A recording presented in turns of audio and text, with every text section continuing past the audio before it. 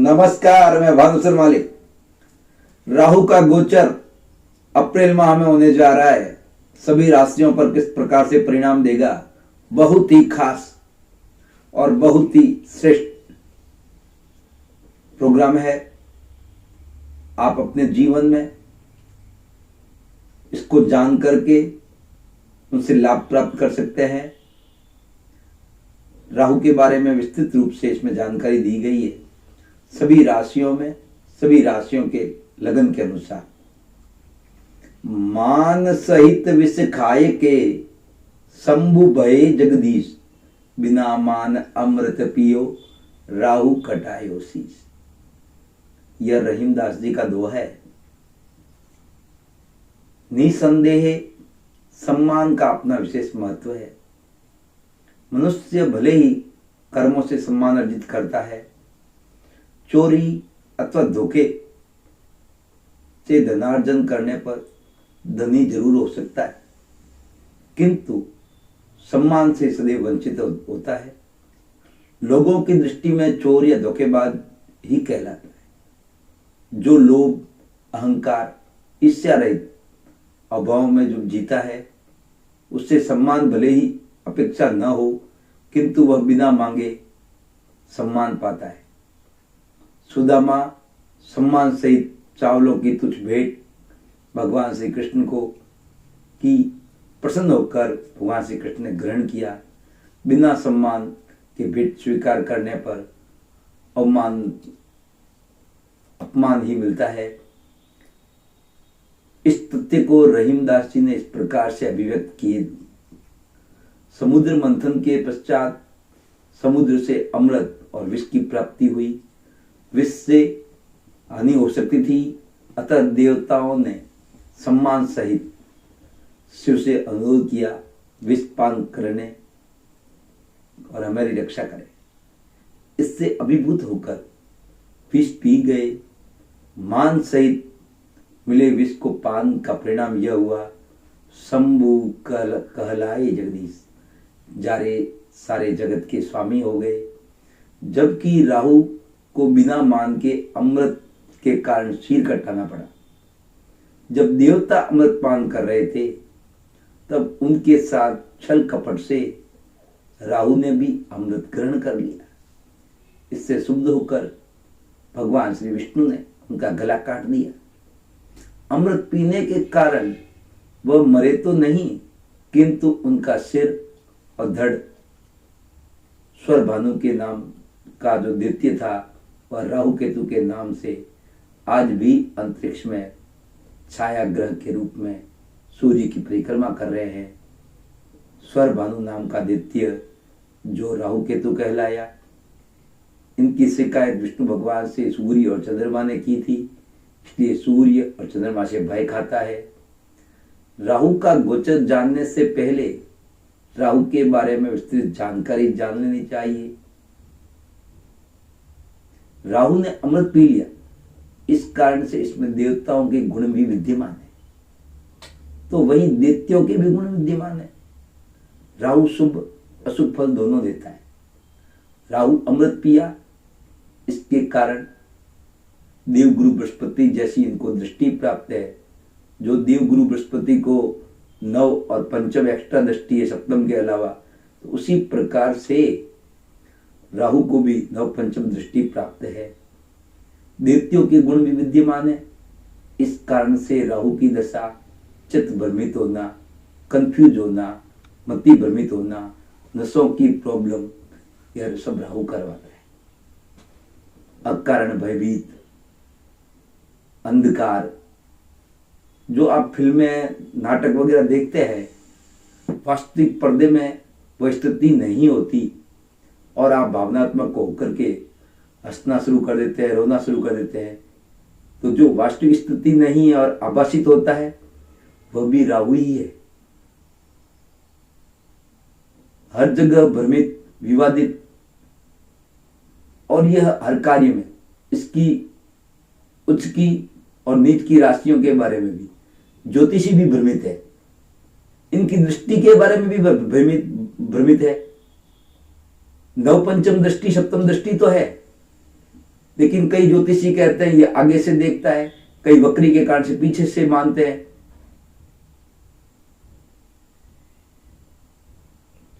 और जब राहु केतु का शीश कटा और उनके खून के छींटों से भूमि पर गिरे से उससे उत्पन्न हुआ लहसुन प्याज, जो आप देख सकते हैं लहसुन प्याज में औषधि गुण, अमृत गुण विद्यमान है, वही इसमें तामसिक गुण भी है। तो राहु के कारक तर्कशास्त्र, रात्रि काल, सोए हुए लोग, जुआ, विद्या, अकस्मात होने वाली घटनाएं, भूत बाधा, यश, प्रतिष्ठा, मान सम्मान, पितामह, विषधर, विनाश करना, कपटी,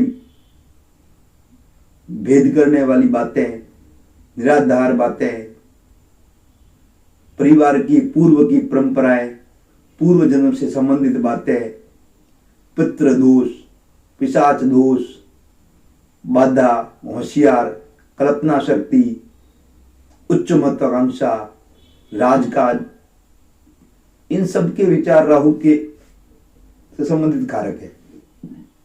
वहीं राहु की दिशा दक्षिण पश्चिम में नृत्य कोण है। राहु पुरुष राशि में तामसिक और स्त्री राशि में सत्वगुण, आकर्षण, शक्ति, प्रसिद्धि, अभिमानी, पितृदोष, काल दोष, नाग, ऊंचाइयां प्राप्त होना, यह सब राहु के है। 12 अप्रैल 2022 को राहु अभी वृषभ राशि में है, जो कि मेष राशि में गोचर करेंगे, और केतु वृश्चिक राशि से तुला राशि में प्रवेश करने जा रहे हैं। यह पीरियड 18 माह का समय सभी राशियों पर किस प्रकार से गोचर का परिणाम प्राप्त होगा, यह मेष राशि से मैं शुरू करता हूं। मेष राशि में राहु गोचर करने जा रहे हैं, तो आपके लग्न का ही गोचर, आपके सप्तम भाव में केतु गोचर करने जा रहे हैं। इससे परिणाम यह प्राप्त होंगे कि आपके कॉन्फिडेंस में कमी महसूस करेंगे, निर्णय लेने की शक्ति कमजोर होगी। इसके लिए मैं आपसे कहूंगा, जहां चाह वहां राह, जैसा आप सोचते हैं वैसा आप हो जाते हैं। इसलिए कुछ उपाय, कुछ आत्मविश्वास की व्यवस्थाएं करें, इष्ट का ध्यान करना चाहिए। बारिश तो हम बंद नहीं कर सकते, लेकिन छाता लेकर के उसका उपाय किया जा सकता है, तो आप अपना बचाव कर सकते हैं। और उपाय कर लेने में कोई बुराई नहीं।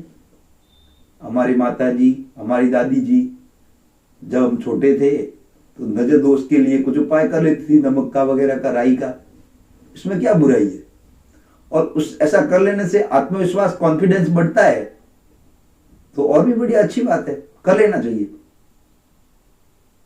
और क्या क्या उपाय है वो भी बताऊंगा। आपकी स्थिति ऐसी बनने वाली, थोड़े से संकट से घबरा जाएंगे, मन दुर्बल होगा, व्यवसाय में परिवर्तन होगा, धन खर्च होने की संभावना रहेगी, जोश में ना आए, समझदारी से कार्य करें, भाग्य का सहयोग अवश्य मिलेगा, आत्मविश्वास रखने का प्रयास करें।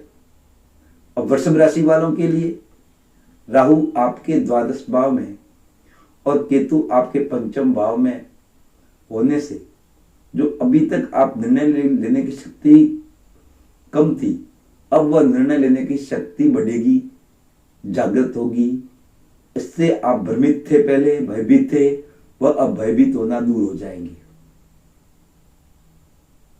इस कारण से, और अब आपने जो कर्ज वगैरह लिया है, या अपमान स्थिति बन सकती है, खर्च की वृद्धि होगी। जो व्यक्ति शिक्षा अर्जित कर रहे हैं इससे, तो शिक्षा में ऊंचाइयां प्राप्त हो जाएगी। अब पितृ दोष से संबंधित कोई दोष है आपके, तो वह अब और उत्पन्न होगा, समस्याएं उत्पन्न करना शुरू करेगा, विरोधी बढ़ेंगे। तो वहीं साथ साथ आपके नए चल संपत्ति, घर लेने की स्थिति भी बनेगी। अगर आप अविवाहित है तो विवाह के योग बनेंगे। वहीं साथ में आप अचानक कार्य होने की संभावनाएं बढ़ जाएगी। उच्च पद की प्राप्ति भी होगी, यात्राएं भी हो सकती है और यात्राओं से लाभ भी होगा। अब मिथुन राशि वाले जातकों के लिए राहु आपके लाभ भाव में और केतु आपके पंचम भाव में। अधूरे कार्य पूरे होंगे, कीर्ति मिलेगी, विद्या अध्ययन कर रहे उच्च शिक्षा के लिए अच्छा स्थान प्राप्त हो सकता है। लावारिस गुप्त धन मिलने की संभावनाएं भी रहेगी। अचानक से कहीं लाभ बढ़ जाने की संभावना है। जहां आप कार्य कर रहे हैं वहां कार्य में बाधा या बदलाव आने की संभावना रहेगी। अविवाहितों के विवाह के योग भी बनेंगे। कर्क राशि वालों के लिए राहु केतु का गोचर आपके दशम भाव में और केतु आपके सुख भाव में होने से प्रसिद्धि प्राप्त होगी। जन्म कुंडली में राहु की स्थिति अच्छी है तो लोगों की सहानुभूति से चुनाव में विजय प्राप्त करेंगे। उद्योग व्यापार में सफलताएं प्राप्त होगी। व्यापार में लाभ की संभावनाएं बढ़ेगी। दूसरों के कार्यों के लिए करेंगे, धन्यवाद आपको प्राप्त होगा। अधिकारियों से अनुकूलता रहेगी। नौकरी में परेशानी, मानहानि, असंतोष, इस प्रकार के परिणाम भी आपको मिल सकते हैं अगर आपकी जन्म कुंडली में राहु की स्थिति अच्छी नहीं है तो। सिंह राशि वालों के लिए राहु का गोचर आपके भाग्य भवन में है और केतु का गोचर आपके पराक्रम भाव में होने से समाज में मान सम्मान प्राप्त होगा। संतान संबंधी शुभ समाचार प्राप्त होंगे। धर्म के क्षेत्र में आप कुछ विशेष करेंगे। आपके प्रेम संबंध है तो वहां विवाह होने की संभावनाएं भी रहेगी। विदेशी यात्राएं भी हो सकती है। अध्ययन कर रहे हैं तो वहां सफलताएं मिलेगी, कीर्ति मिलेगी। अगर जन्म कुंडली में राहु की स्थिति अच्छी नहीं होने पर भाइयों में झगड़ा, बंटवारा, बेइज्जती, भाई बहनों में तनाव, इस प्रकार के फल प्राप्त हो सकते हैं। अब कन्या राशि वाले जातकों के लिए राहु आपके अष्टम भाव में और केतु आपके नव भाव में हो तो यह दर्शाता है परिवार में वृद्धि होगी, चल संपत्ति में वृद्धि होगी। साथ ही सरकारी क्षेत्र, राजनीतिक क्षेत्र में अचानक धन प्राप्त होने की संभावनाएं भी रहेगी। प्रमोशन की संभावनाएं भी रहेगी। जुआ, लॉटरी, शेयर बाजार से संबंधित जुड़े हुए व्यक्ति या स्त्री से संबंधित कहीं से आकस्मिक लाभ प्राप्त, गुप्त धन की प्राप्ति, लावारिस धन की प्राप्ति। जन्म कुंडली में राहु की स्थिति अच्छी नहीं होने पर मानसिक अशांति, सुखों में विघ्न, धन की हानि होने की संभावना रहेगी। जन्म कुंडली में राहु की स्थिति किस प्रकार से यह भी देख लेना चाहिए। अब तुला राशि वाले या तुला लग्न वाले जातकों के लिए आपके लगन में केतु और सप्तम भाव में राहु गोचर करने जा रहे हैं। व्यवसायिक क्षेत्र में बदलाव स्थिति बनेगी। स्थान परिवर्तन के योग भी बन रहे हैं, वही प्रमोशन के भी योग बन रहे हैं। साझेदारी में हानि होने की संभावना रह सकती है। आपकी चल रही कारोबारी योजनाओं में प्रगति होगी। अचानक परिवर्तन की संभावनाएं भी बनेगी। अब वृश्चिक राशि वालों के लिए राहु आपके षष्ठे भाव में और केतु आपके द्वादश भाव में शत्रुओं पर विजय प्राप्त करेंगे। शत्रुहंता योग बना रहा है। यात्राओं के योग प्रबल होंगे। चिंताएं दूर होगी। यात्राओं से धन लाभ, स्त्री सुख की प्राप्ति, पुराने मित्र से लाभ हो सकता है। खेल खिलाड़ी जगत में लाभ होगा। राहु की स्थिति अच्छी नहीं होने पर अचानक नुकसान, शत्रुओं की तादाद बढ़ जाना और कुछ लाभ में कमी आ जाएगी। ऊपर मैंने बताया है जिस स्थिति में नहीं है राहु तो कुछ कमी आ सकती है। अब धनु राशि वाले जातकों के लिए राहु आपके पंचम भाव में और शिक्षा भाव में, वहीं केतु आपके लाभ स्थान में होने से जो व्यक्ति विद्या अध्ययन कर रहे हैं आपको भयभीत तो करवाएगा लेकिन सफलताएं अवश्य दिलवाएगा। डिग्री प्राप्त करवा लेगा। व्यवसाय में क्षेत्र से जुड़े हुए व्यक्ति लाभ की प्राप्ति होगी। मान सम्मान बढ़ेगा। जीविका के साधन आपको उपलब्ध होंगे।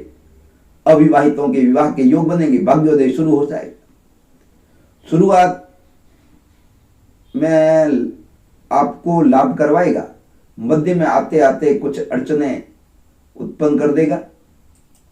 जो विवाहित है संतान सुख की प्राप्ति करने वाले हैं जिनके राहु की स्थिति अच्छी नहीं है उनके गर्भपात होने की संभावना भी रहेगी, इसलिए उपाय अवश्य कर लेना चाहिए। या फिर कोई बाल गोपाल या छोटे बच्चे के संबंधित पितृदोष की संभावनाएं भी बन जाएगी, वह अब जागृत होगी। मकर राशि की स्थिति सुख भाव में, मकर राशि वाले जातकों के लिए राहु का गोचर इस प्रकार से रहेगा। तो आपके राहु की स्थिति सुख भाव में, चतुर्थ भाव में और दशम भाव में केतु व्यवसाय में ऊंचाइयां प्राप्त करवाएगा, वहीं माता से अनुबंध भी करवाएगा। माता से विचारधाराओं में मतभेद भी उत्पन्न करेगा। माता जी के स्वास्थ्य की चिंता भी आपको करवाएगा। अगर जन्म कुंडली में राहु की स्थिति अच्छी नहीं होने पर व्यवसाय में विघ्न, संपत्ति संबंधी विवाद, नौकरी में समस्याएं, व्यवसाय में बदलाव की स्थिति बनेगी। अब कुंभ राशि वाले जातकों के लिए राहु आपके पराक्रम भाव में और केतु आपके भाग्य भवन में विराजमान होने के से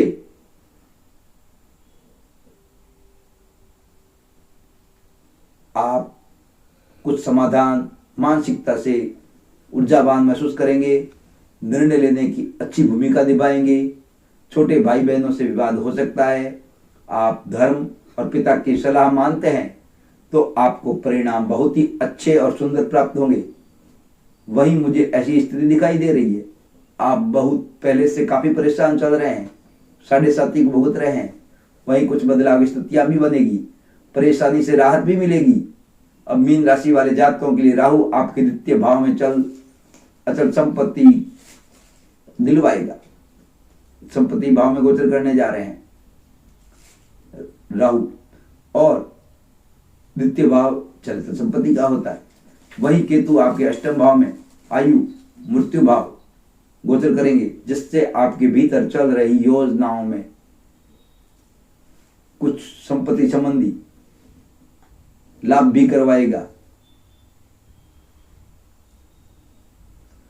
वहीं आपकी संपत्ति गिरवी रखी हुई है तो उस योजनाओं के अनुसार आप उसको छुड़वा भी लेंगे, आपके उपाय कामयाब होंगे। लेकिन फिर भी एक बात बता देना चाहूंगा, अगर आप वाणी पर संयम रखते हैं, परिवार कितना सहयोग ले पाते हैं तो वह आपके लिए बड़ा उपयोगी रहेगा। आशीर्वाद स्वरूप वाणी और परिवार का सहयोग लेते रहें, रिजल्ट अच्छे मिलेंगे। वर्ण थोड़ी बहुत संपत्ति बेचने की नौबत आ सकती है वाणी पर, और परिवार वालों का सहयोग नहीं लिया तो दिमाग भ्रमित होना, अदालती मामलों में नुकसान होना, सबूत न मिलने में देरी होना, व्यवसाय के लिए कर्ज, ये सब कार्य सत्य हो जाएंगे। महाराज अपनों से विरोध झेलना पड़ेगा, यह मेरा निजी अनुभव है, आपके सम्मुख शेयर कर रहा हूं। आशा करता हूं मेरा यह कार्यक्रम अवश्य आपको पसंद आया होगा, और मैं आपसे रिक्वेस्ट करता हूं शेयर अवश्य करिएगा। मैं और आपको उत्साह के साथ आपका मार्गदर्शन कर पाऊं, इसके लिए लाइक अवश्य करिएगा। नई राह बता पाऊं, आप जीवन में तरक्की करें, यही मेरी इच्छा है, यही मेरी प्रसन्नता है। जब मैं मेरे अपने ऊंचाइयां प्राप्त करते हैं तो विशेष तौर से आपको बात बताने जा रहा हूं। कुछ धार्मिक वस्तुएं, भूमि संबंधी कुछ विशेष पैकेट मैंने तैयार किए हैं, जिसके उपयोग जीवन भर की समस्याओं से, वास्तु दोष से छुटकारा पाया जा सकता है। इतना प्रमाणिक और सिद्ध पूजन सामग्री है जो आप मंगा सकते हैं। मैं इनकी लिस्ट नहीं दूंगा, ये लिस्ट देने के कारण से इसकी कॉपी हो जाती है और वह उपलब्ध गलत तरीकों से हो जाती है। इसके कारण से अब मैं आपसे अनुमति लेना चाहता हूँ। नमस्कार, आशीर्वाद।